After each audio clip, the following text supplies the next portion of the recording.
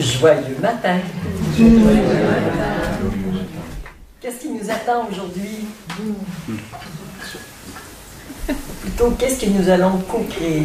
Installer peut-être un petit peu plus notre souveraineté, qui est aussi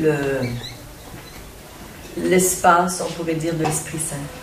Quand vraiment je me redresse dans ma vérité, dans mon autorité. Et être dans cet espace de notre autorité, on l'a vu un petit peu hier, mais on a tellement besoin de le redire et de le redire, et pas juste d'en parler, mais de faire le travail pour intégrer ça. C'est pas parce que je suis dans ma souveraineté que je suis pas en même temps, dans un autre espace de moi, l'instrument de cette souveraineté. Parce que si, à partir d'ici, ça dit je m'inscris à un stage, tu vois, c'est clair, c'est aligné, c'est bon, je le sens de partout, c'est juste, alors je m'inscris. Ouais, mais fais quelque chose. Et à partir d'où je me mets en mouvement pour incarner ces intentions de l'Esprit Saint que je suis, ça fait référence à une autre instance en soi. Et c'est de là qu'on peut sentir, bon, je ne sais pas où vous positionnez ce matin, mais si c'est possible pour vous et si vous êtes complètement présent et en phase avec moi, là je suis de cet espace décisionnel. Je m'inscris, je fais ceci, je change d'emploi. Les décisions viennent d'ici. Mais si je reste là, il n'y a personne pour les mettre en application. C'est comme s'il faut passer à un autre espace, dire « Ok, j'ouvre l'ordinateur, je m'inscris, je fais le truc, je me déplace, j'arrive. » Et alors, ce sont toutes des instances de soi, des espaces de soi qui, idéalement, collaborent. Parfois, on a vu notamment au dernier stage, quelqu'un qui s'inscrit. Une personne m'a dit, mais il y a eu tellement de résistance. Cette personne a dû lutter.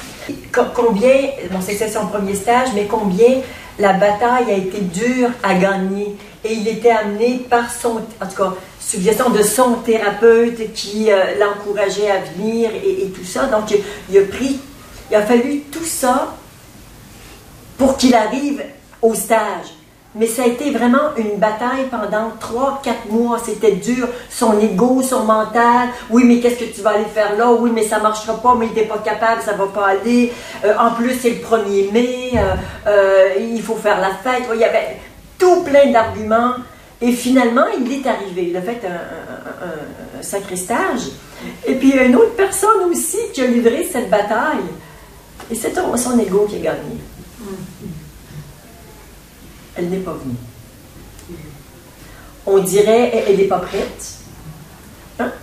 On peut dire ça et c'est juste. En même temps, qu'est-ce que ça veut dire quand ça dit elle n'est pas prête? Ben, ça veut dire que la vérité en elle a perdu la bataille. Et puis, ben, c'est comme ça, ça ne pouvait pas être autrement parce que l'autre qui raconte des histoires prenait trop de place. Et être dans sa souveraineté, être dans sa vérité intérieure, c'est déjà une chose d'entendre l'expression de cette vérité et ensuite l'incarner au quotidien, jour après jour. C'est ça notre défi, incarner la vérité, incarner la lumière au prix de notre liberté intérieure.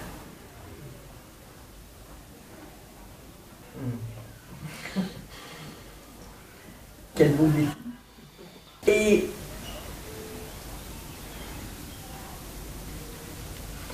chez beaucoup de gens, il y a cet accès à la passivité, être l'instrument de quelque chose, être au service d'une instance supérieure.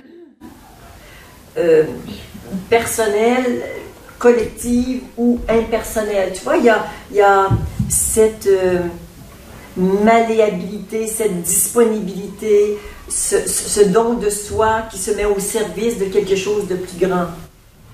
Chez beaucoup de gens, ça c'est déjà bien avancé. Avec parfois des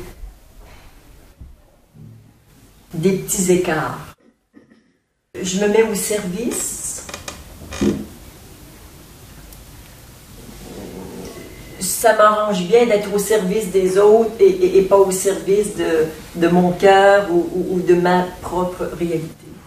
Ça peut être arrangeant de s'occuper des autres avant de s'occuper de soi. Et ce thème qui... Ouais,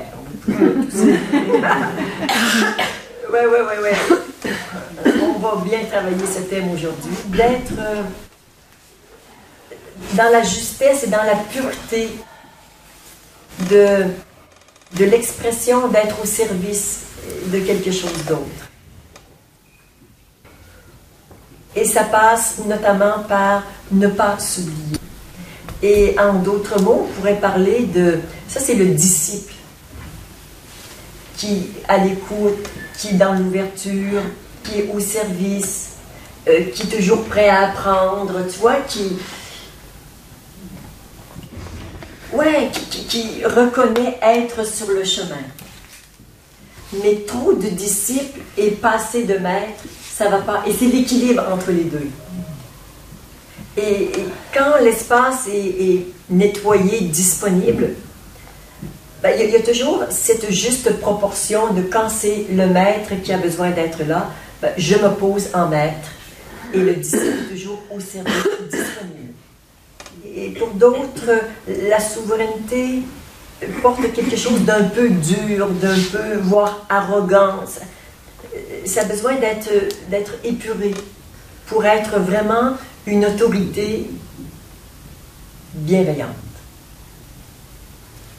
Pas de mollesse, juste de la bienveillance, mais bien tenue dans la verticalité par cette autorité. Alors, on est tous plus avancés sur un que sur l'autre. Il y en a qui sont, si vous sentez que vous avez déjà fait un long chemin dans le service, sur le chemin du disciple, ben, il est temps de vous redresser et de prendre votre place de maître. Et si vous sentez que le maître est bien avancé, ben, on va travailler plus sur le disciple, pour que les deux espaces soient complètement dégagés et libres, qu'ils travaillent ensemble. Voilà.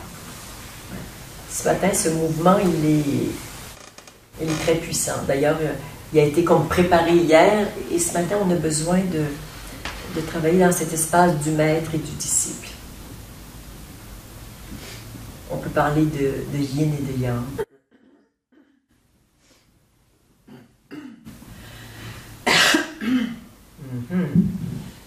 Ça accroche un peu. On parle aussi d'humilité et d'autorité. Humilité, autorité. Oui, ça fait bon mariage. Ça doit être marié. Oui, parce que, en fait, quand l'autorité n'a pas cette humilité, elle est arrogante. Oui. Merci.